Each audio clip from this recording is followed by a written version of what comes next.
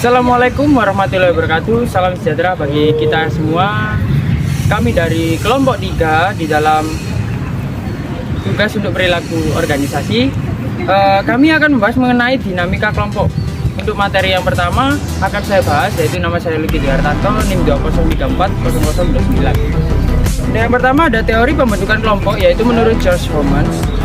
Di sini ada 4 teori, yaitu propinquity theory, interaction theory, balance theory, dan juga exchange theory. Untuk propinquity theory yaitu lebih menekankan ke kedekatan ruang atau secara geografis. Yaitu interaction theory, yaitu kebersamaan dalam aktivitas. Jadi kita melakukan aktivitas itu harus secara bersama-sama.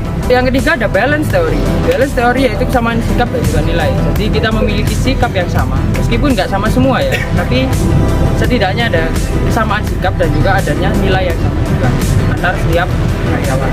Dan yang terakhir ada exchange theory, yaitu adanya reward. Yang teori berikutnya ada alasan praktis pembuatan kelompok, yaitu ada companionship, identification, understanding program, helping in problem solving, dan juga ada protection.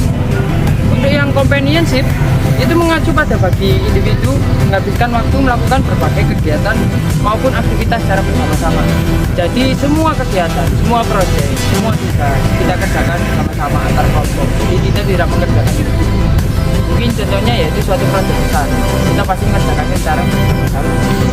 Yang kedua ada identification atau identifikasi, yaitu kita melakukan pendahuluan, kita merumuskan masalah, kita mencari gambaran umum tentang suatu masalah kita agar kita dapat menyelesaikan permasalahan tersebut. Oke, yang ketiga yaitu ada understanding from friends. Jadi understanding from friends ini kita harus mengerti bagaimana teman kita. Jadi kita harus memahami sifat teman kita, watak teman kita agar kita dapat bekerja sama tanpa adanya kendala. Mungkin pasti ada manusiawi kan ya adanya kendala, tapi kita bisa menyelesaikan permasalahan tersebut dengan kita mengenali watak teman kita atau mengenali teman. Oke, dan yang kelima, yang terakhir ada protection. Protection ini dimana proses yang ada dalam sebuah sistem operasi itu harus dilindungi. Jadi ada suatu proyek atau suatu tugas besar, itu kita harus saling melindungi, saling memproteksi teman kita atau para karyawan kita. Kita juga kalau kita sebagai atasan, kita harus melindungi bawahan kita agar bawahan kita itu merasa aman, terproteksi, tidak takut untuk mengerjakan proyek ini. Oke, yang terakhir ada keterpaduan kelompok. Keterpaduan kelompok ini ya ada 6, yaitu yang pertama ukuran kelompok, yang kedua ada homogenitas kelompok, yang ketiga ada komunikasi, keempat ada isolasi dari kelompok lain, kelima ada tekanan dari luar, dan juga yang terakhir ada kepemimpinan. Untuk yang keterpaduan kelompok ini di bagian ukuran kelompok, jadi kelompok yang kita buat ini besar, jadi mungkinnya adanya reaksi-reaksi antar anggota yang meningkat dengan cepat, sehingga banyak anggota itu memelihara hubungan yang positif dengan anggota kelompok lainnya. Terus kemudian ada homogenitas kelompok. Homogenitas kelompok ini kita memiliki kesamaan baik dari sifat, suku, budaya, maupun latar belakang sosial. Jadi kita itu sama, makanya itu dinamakan homogenitas kelompok. Yang ketiga ada komunikasi. Komunikasi ini kita mengumpulkan informasi baik secara lisan maupun secara daring atau maupun secara chat. Yang keempat yaitu ada isolasi dari kelompok lain. Isolasi dari kelompok lain maksudnya ini kita terisolasi untuk menjauhkan diri agar tidak mengikuti atau kita tidak mengikuti kelompok lain. Jadi kita punya ciri khas sendiri, jangan mengikuti kelompok lain. Kemudian ada tekanan dari luar. Tekanan dari luar ini bisa dari individu maupun dari secara kelompok besar. Maksudnya tekanan dari luar ini bisa dapat berakibat kepada praktik-praktik organisasi kita sendiri. Yang terakhir ada kepemimpinan. Kepemimpinan ini proses mempengaruhi aktivitas dari individu, kelompok maupun untuk mencapai tujuan dalam situasi tertentu.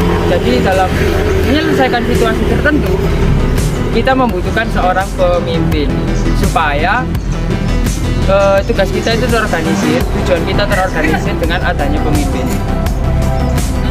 Sekian dari saya, nanti akan dilanjut oleh teman saya. Saya Muhammad Adnan Syarif dengan NIM 20340013. Di sini saya ingin melanjutkan pembahasan dari rekan saya, yaitu perilaku manusia dalam kelompok. Pertama ada helping and cooperation. Adalah dua orang atau lebih untuk mendapatkan hasil yang diinginkan dan dapat dipengaruhi oleh model, mood, kejelasan tanggung jawab, dan penilaian masyarakat. Yang kedua, kompetisi atau competition. Adalah tujuan atau hasil yang diinginkan dua orang atau lebih yang hanya bisa didapatkan oleh satu orang dengan cara berkompetisi. 3. Konflik, di mana pribadi atau masyarakat bersaing untuk mendapatkan suatu keuntungan dengan berbagai cara. Terdapat perbedaan individu dalam kelompok. Yang pertama, kooperator atau kooperator. Yang kedua, kompetitor atau persaingan. Yang ketiga, individualis atau individu, bisa juga dikatakan sendiri.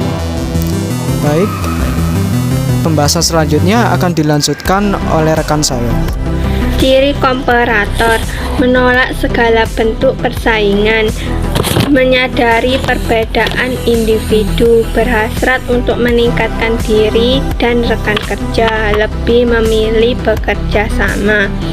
Ciri kompetitor: memandang setiap orang sebagai kompetitor, memandang setiap interaksi sebagai suatu kancah untuk mengalahkan saingannya, berhasrat hanya memaksimumkan keuntungan diri sendiri, lebih memilih kompetisi meskipun bekerja sama lebih menguntungkan. Assalamualaikum warahmatullahi wabarakatuh. Saya Salsabella Maruli, NIM 2034008. Ciri-ciri individualis. Yang pertama, mengutamakan pencapaian hasil diri pribadi. Yang kedua, sedikit sekali perhatian terhadap hasil yang diperoleh orang lain. Yang ketiga, bersifat fleksibel, bisa kooperatif atau kompetitif, tergantung mana yang akan lebih menguntungkan. Kecenderungan munculnya kooperasi atau kompetisi.